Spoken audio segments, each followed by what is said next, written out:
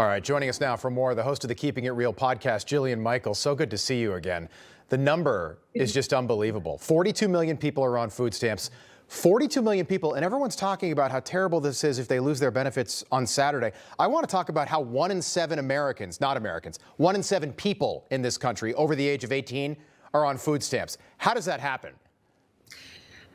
Great question. But first, I do want to say, listen, there are obviously people who are disabled, who are elderly, who are in need, who are between jobs.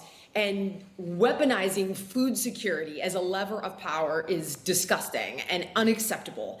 That said, how does it happen? If I had to guess, the same way that people who are here illegally get health care and interest-free loans and food stamps. It's obviously a way to build a new base of voters, a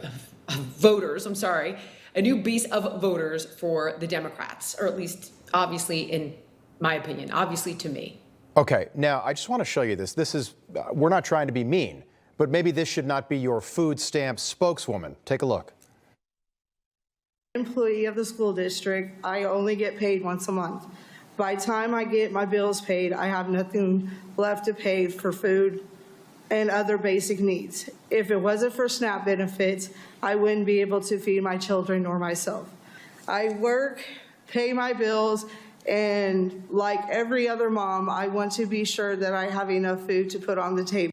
Okay, again, and to your point, there are absolutely people that need food stamps, but 42 million, 1 in 7 adults over 18, that's an absurd number.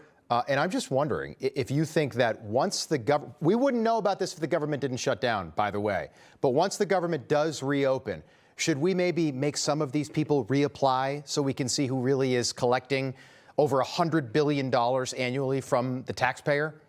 Well, I know about it simply because, number one, I understand that Coca-Cola gets 40% of its money from food stamps. So this has been something I've wanted to see reform on forever. And when legislation was put forward to take soda and junk food off of food stamps, people went crazy. But of course, so much of that was funded by the food industry. Now, with that said, I also lived in California my entire life. So I've seen the ways in which programs like food stamps get exploited. You know, everybody here knows that people sell these things for 50 cents on the dollar, that the person who's on food stamps has a BMW. States have loopholes where they can override federal requirements of what the federal poverty line is, which I think is 39%, and they could make it 200% of that if they choose to, states like California. So I knew about this. I'm guessing that many Americans obviously are just learning about it now. It absolutely needs to be reformed without question, and this has shone a very bright spotlight on that problem. Clearly. Such a good point. I just want to play you a soundbite, something Don Lemon said about Megyn Kelly a day ago. Take a listen. Is Megyn Kelly chopped? I don't know what that means. Is she chopped? I don't know what is chopped. I've heard it, but I don't know what that means. What does chopped mean? Chopped means like not hot. Yeah, she's chopped. I don't know, the whole MAGA look. It's all the MAGA ladies. Kind of looks like a Barbie doll covered in like WD-40. I think she looks trans. All right, Jillian, so a gay man who is pro-LGBTQIA plus everything else claims that a beautiful straight white woman looks trans, which I think he meant as an insult. How do you react to that? Unquestionably. Okay, a lot to say here. I'll try to make it quick.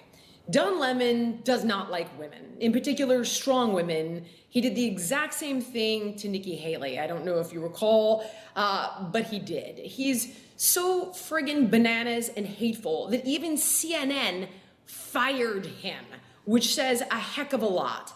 If we're speaking about Megyn Kelly, the woman is a triple threat. So number one, she's smarter than 99% of us. Her pedigree is insane. She's a corporate litigator. She can out-argue anyone.